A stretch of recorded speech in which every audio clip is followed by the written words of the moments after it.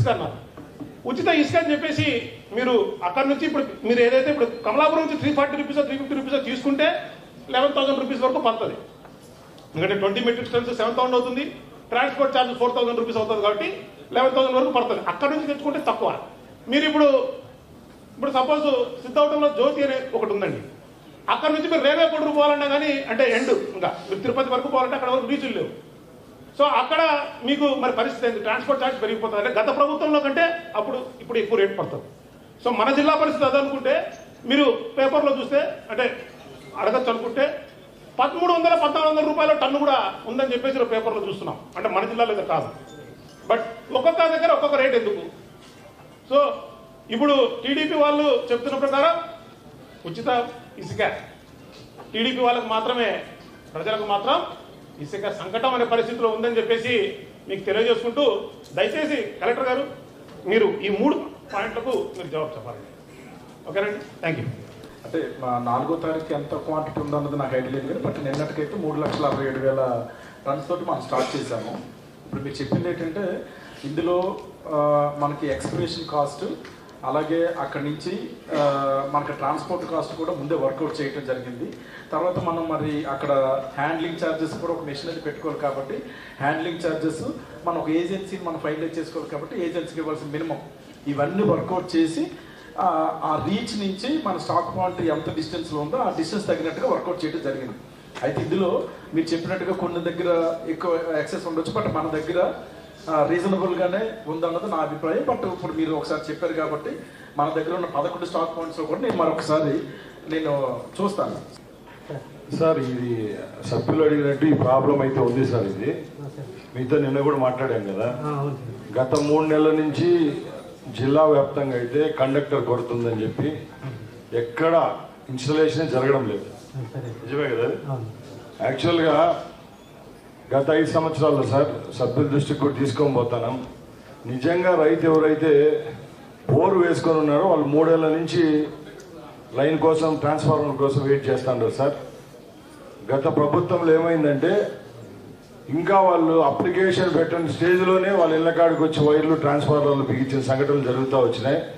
ఈరోజు ఈ సభ్యులంతా అడిగేదానికి దానికి ఏంటంటే సమస్యకు కారణం ముందు చేసిన పనులే. 5 సంవత్సరాల నుంచి జరిగిన తంతు ఇదే జరిగింది. మా నియోజకవర్గాల్లో అయితే రాజకీయంగా కొన్ని దానిలోనే రాజకీయ నాయకులు ఇన్వాల్వ్ కావాలా ఇట్లా ఇష్యూస్లో, గవర్నమెంట్ విషయం, రైతుల విషయంలో మరీ పక్షపాతంగా. ఒక అతను బోర్ వేసిండాడు, ఎప్పుడో 2 నెలలకు మామిడి తోటలు 4వ బోర్ 5వ బోర్ వేస్తాడంటే ఆ ట్రాన్స్ఫార్మర్ పెట్టినారు.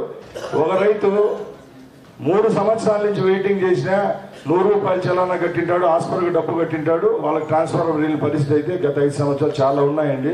మీరు అది గమనించాల. టోటల్ వెయిటింగ్ లిస్ట్ ఎంత ఉంది చెప్పండి 2 జిల్లాల్లో కలిపి? 890 ఉంది సార్. ఇంకా 2816కు ఇంకా మనకు 1300 కిలోమీటర్ల కండక్టర్ కావాలి సార్. కండక్టర్ కొరత ఎందుకు వచ్చింది? మీరు ముందు కూడా మీరే కదా ఎస్సీ గురించి, అప్పుడు ఇట్లా ఇచ్చారా? అట్లా ముందైతే చాలా జరిగింది సార్. ఇప్పుడైతే అందరూ వెయిటింగ్ లో ఉన్నారు. తొందరగా నేను కూడా నిన్న మంత్రిగా అడిగాను సార్, ఏదైనా ప్రయారిటీ లిస్ట్ గా ఒక 6-7 మంది రైతులు గట్టిగా అడుగుతా అంటే మండలానికి 2 బిగేయండి సార్. గవర్నమెంట్ వచ్చి 3 నెలలు 30 రోజులు అయిందని చెప్పాను మీకు. దయచేసి మీ సిఎండి గారికో పైన అధికారులతో మీరు మాట్లాడి తప్పకుండా అతి త్వరలో ఇచ్చేటట్టు చూడండి సార్. ప్రయారిటీ లిస్ట్ మెయింటైన్ చేయండి.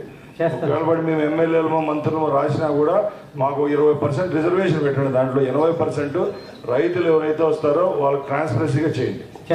రైట్. సొల్యూషన్ ఇవ్వలేదు మీరు.